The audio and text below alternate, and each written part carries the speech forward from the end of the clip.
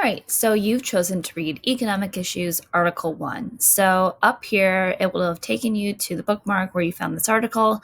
So this article is titled Shut Down by Coronavirus, Schools Scramble to Feed Students. So as you'll see at the beginning of all the articles, it tells you that there will be green and blue questions. Green questions are for ELA, blue questions are for global. So you'll be getting points for both. So you have chosen to click here to hear this article read aloud. So before you read the article, you're first going to answer this question. So what are some economic or financial, meaning problems related to money, that you've noticed that the coronavirus has created? So you're going to write down a few kind of just pre-reading thoughts there. So then you go on to the reading. So it says, the coronavirus is causing more and more schools to close, forcing school teacher leaders across the country to address another problem. If schools shut down, their students may not have access to meals they were once provided. Millions of students in school districts big and small rely on the free or discounted meals they eat at school. Many students in the United States rely on free meals because their caregivers, parents, etc., make less money than is necessary to provide enough food for their family. While providing free meals to students is a good thing, this act of generosity illustrates a more serious problem in the United States. There are too many people in the lower and working class who don't have access to good jobs, higher wages, and benefits like health care, making it difficult for them to provide their families with basic needs, such as food. So in the middle here, it has a global question. So it says, what is an example from history that is similar to the issues described in the paragraph above? Explain why you chose that example. Make sure you do that part there where it says explain. All right, moving on. Some people worry that as more schools close their doors, more children will go hungry. Joel Berg is the leader of Hunger Free America, a New York-based nonprofit. These meals are a very big deal, he said. Almost 30 million kids a day rely on government-provided school meals. So here's now an ELA question. It says, the main purpose of school is to provide students with education, but as mentioned, it also provides students with food. What are some other things that we may have to pay for otherwise that our school provides us with for free? So it goes on to say, as of March 9th, 500 schools throughout the United States have been closed or are scheduled to close, affecting 363,357 students.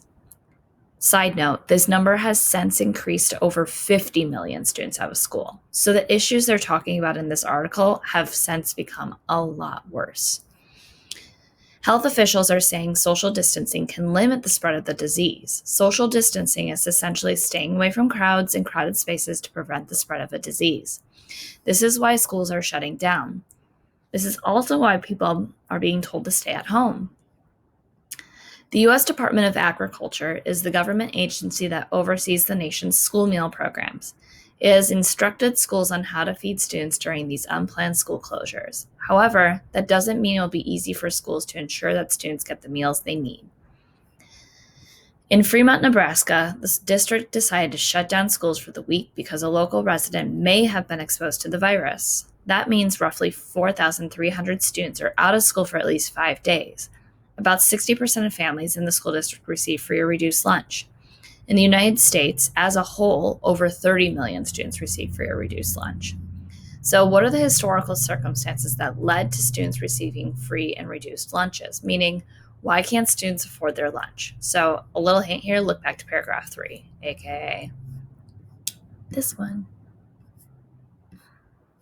Sorry, this one.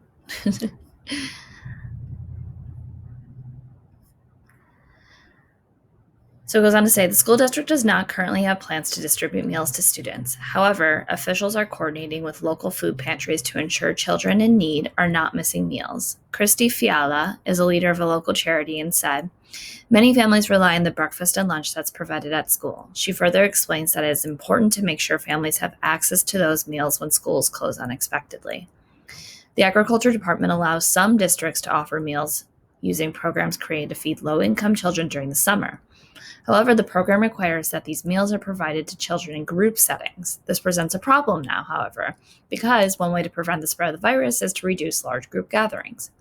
So again, another question is, what is another example from history when having too many people together in a place, could be at like work, in a city, a country, etc., led to negative effects? So identify the example, explain the negative impact it had. The Centers for Disease Control and Prevention, the CDC, is a U.S. health agency. The CDC issued temporary advice in response to the coronavirus. It suggested that schools consider ways to distribute food, such as offering grab-and-go bagged lunches or meal delivery, to avoid having students gather in groups. So one more question is, the CDC is an organization that was created by the U.S. government to help all people have access to information and prevent the spread of diseases. Is the organization more capitalist or socialist? Explain your reasoning. So if you forgot what those means, you can open this link here, and it's going to take you to a nice chart that talks about the differences between capitalism and socialism. California and Washington State requested that the government allow meal services to continue during school closures. The Agricultural Department approved the request in early March. Chris Reykdal is a government official who oversees how schools are run in Washington State. He said that if schools are not providing breakfast and lunch, many students will lack nutrition. Education officials in Washington have said they struggle to keep meals flowing to students during the closures. In Bothell, Washington, the North Shore School District closed all of its schools on March 5th for up to 14 days. The district began online classes for its students on March 9th. It provided lunches to students too, offering grab-and-go meals at 17 school sites. Julia Fisher is the district's food services director. We're still servicing students as far as education goes, she said. Food is a basic need, and everyone knows that students can't learn if they don't have the nutrition they need. The district has 23,500 students, and more than 3,000 of them qualify for free or reduced lunch, Fisher said.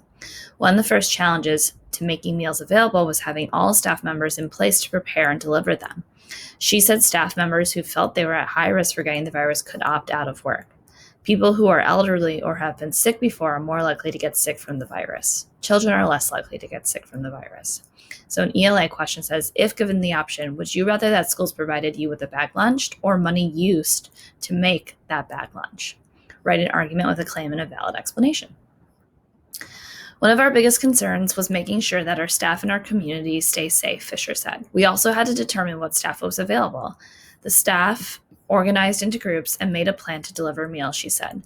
Situations like this really show how important it is and how much some families depend on those meals at school. She said, however, beyond that, the situation shows just how many people in the United States make less than what they need to survive. The United States Census Bureau found that 38.1 million people in 2018 were poor, and about 13% of people live in poverty, meaning they make less than $26,000 per family in 1 year.